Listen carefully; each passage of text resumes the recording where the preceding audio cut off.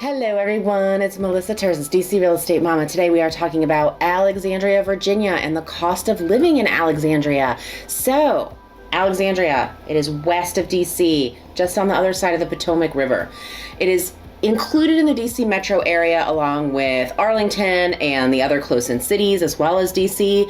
And the cost of living is very similar to DC and Arlington as well. The main differences that we're going to see in affordability today are going to be in houses and then also in taxes. So let's get started. All right, so a fun fact about Alexandria used to be part of the capital city, and they retroceded back to the Commonwealth of Virginia just before Civil War time, so about 1840s. There's two parts of Alexandria. There's the city of Alexandria, and there's also Alexandria that's part of Fairfax County. A lot of times that can get people a little confused or thrown off because they're not quite sure what their area they're talking about or what they're looking at. But just to make that clear, the city is inside the Beltway, and the rest of Alexandria, that's Fairfax County, is outside the Beltway. So NerdWallet says that an income of $100,000 in Alexandria is comparable to keep you on par with the same cost of living in DC, $115,000. So Alexandria is slightly cheaper than living in DC, but it's still pretty much up there. And then when we typically think of DC as being the most costly in the whole area, the cost of living in Alexandria trends higher in a couple places, as I said, property taxes and then variances in a couple other places. All right, so the average single family home in Alexandria in the city is $945,654. And I pulled this information from our MLS, and I went back a year just to pull the average house price, and I only pulled the single families, and I only pulled the city of Alexandria. I do not use the online calculators for this or the estimates because they're going to be wildly off, because if they take into account all parts of Alexandria to include the portion in the county, your numbers are going to be completely skewed. And if you're looking to live in the city over the county portion, you're going to be completely surprised because your whole mind frame of what the prices are going to be is completely off. In DC, the average price for a single family home is $1,095,000. So comparing that to the $945,000 to the $1,095,000, it's definitely a difference. The median price in Alexandria is $845,000. For DC, it's $925,000. Now, the huge difference in house prices is actually going to come into the form of condos. So while condos overall really lost popularity, there's so much value to be had in condos right now, and especially in places like Alexandria.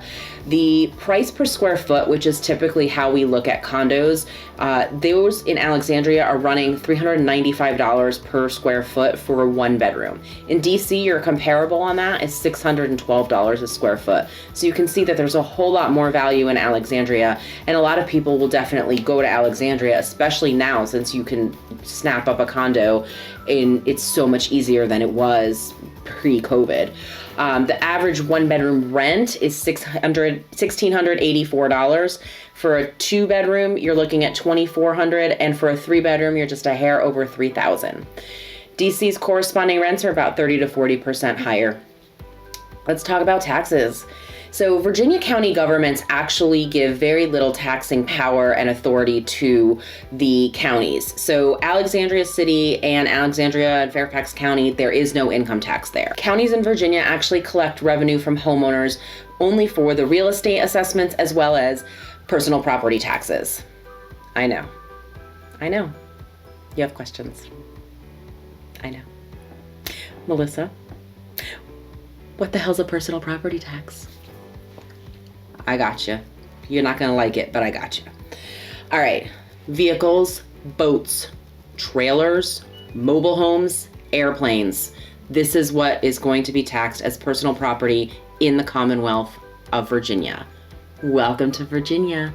Virginia is for lovers. It's also for lovers of taxes because they have them here. All right. Now I know you have another question. Melissa, how do they assess value on these items? All right, well, for cars, they go to that yellow NADA used car guide and they look at the clean fair market trade-in, and that's your assessed value. That's what they pull it from. Okay, Melissa, does Maryland or DC have that personal property tax on any of those items? Because I'm bringing my mobile homes and 5 airplanes. They do not. It's just the Commonwealth of Virginia. Yay! All right, so let's talk about healthcare costs. The national average, this is just an index number. If the national average is 100, Alexandria's healthcare costs are at 101.7, so not too far off the average. DC's, though, are at 95.5, so DC's healthcare costs actually trend a little bit lower. Now let's talk about electric bills. There's a different power company that services Northern Virginia. It's called Dominion. That is different than the power company that serves the metro area of DC as well as DC proper, which is called Highway Robbery. No. They're called Pepco. But Pepco's bills are basically going to be 10% or more higher. That's because when you look at it, you're like, what's this fee? What's this fee? What's this fee? What's that? They really get you. I mean, there's just a lot on that whole bill. Anyway, they're definitely going to be higher. Your electric bill and utilities are going to be lower on the Alexandria side for sure, probably about 10 to 12%. Groceries. All right, it is hard to measure grocery prices. There's a lot of chain stores here. When I lived in DC, I recall that the price of milk was going up at such a rapid clip, it was actually like astonishing. And I said something to them at the store and they said, call the pricing office, they're out in Maryland, and they will explain to you why the prices are doing this or if something had happened. So here's me on the phone. Hello, grocery store out in Maryland. Can you please tell me, is Elsie's milk suddenly made of gold? And they said, no, we price all of our products individually on the store based on area demographics or whatever they have, that they have a customer profile and they determine we're going to price exactly where that customer is going to pay for this item. So that means that grocery prices are going to vary totally wildly all over the metro area. But here's a hot tip. Northern Virginia actually has a lot of discount grocery stores that they're sort of like independent markets and things like that, that you might just be like cruising by and not even give a second look.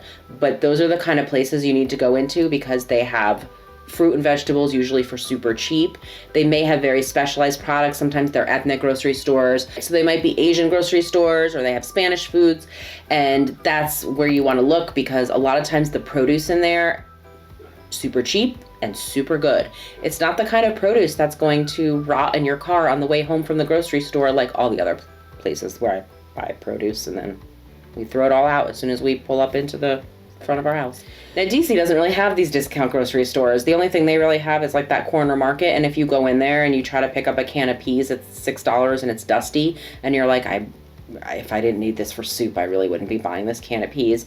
And it probably expired like in 2004, but it's still hanging out there. Anyway, Northern Virginia's independent grocery stores, that's where you want to look. Restaurants. So an average meal in Alexandria is going to cost you about $52.50 for two of you. In DC, that price is $75. Let's talk about gas. Right now, the average gas price for regular unleaded is $4 a gallon in Alexandria. You're looking at about $4.46 in DC. Prices in Virginia used to be much, much lower, noticeably lower, so that I would go show houses in Virginia and I would make sure to fill up before I went back into DC. And then I noticed the prices really, the gap started like, it wasn't as wide, it was narrowing and narrowing. And it turns out that Virginia, somehow somebody sent them a memo and they completely increased the taxes on their gas per gallon to be, it used to be like 10 cents a gallon, 7 cents a gallon of taxes. Now it's up there with DC. It's like 25 cents a gallon or something of taxes. So there is no more real cheap gas to be had in Virginia. Thank you very much, Virginia. Daycare. Daycare costs about 13% more in DC. That's because DC really obviously was like the center of employment, especially if we're talking about pre-COVID. People would want to take their kid with them as close to work as possible to maximize their time at the desk, in the office, and then also to be close to their little one in case they got sick or needed to go home. Now, daycare prices are about $1,800 a month in Alexandria on average, and you're looking closer to $2,100 a month in DC. City of Alexandria has a demographic portal which actually will show you that the median income in all of Alexandria is $120,000. Fairfax County has a demographic portal as well, and they'll show you that when you drill down to all the individual communities that make up Alexandria, that the household income category that has the most residents in it is the $200,000 a year plus. So probably 2 income earners, and the bulk of people are in that category. So that kind of indicates to you who your neighbors are, what kind of money these people have. Does it mean you can't live here if you make less than that? Absolutely not. What do you need to live here? It's going to depend on the area and the house type. When we look at qualifying somebody for rent, you typically want them to make 36 to 40 times the monthly rent as their salary. So if we use the annual the average 1-bedroom rent that we had in the 1600s for Alexandria, you multiply that by the 40, you're coming up to $68,000 a year. So pretty much I would say that that's about a minimum that you would want to have as a salary to be able to comfortably live in a 1-bedroom in Alexandria. So yes, housing is going to cost you quite a bit of your income here. Ensure that you negotiate the best salary when you're getting a job offer here or moving here. Make sure that you've got all of that covered. Make sure to account for your personal property tax, because that throws people for a loop when they weren't expecting it. And be sure to really fine tune that entire compensation package, because you will need it. It's an expensive area. So if you have any more questions about Alexandria, the cost of living, moving here, any of that fun stuff, I am Melissa Terzis, DC Real Estate Mama. My contact info is coming next.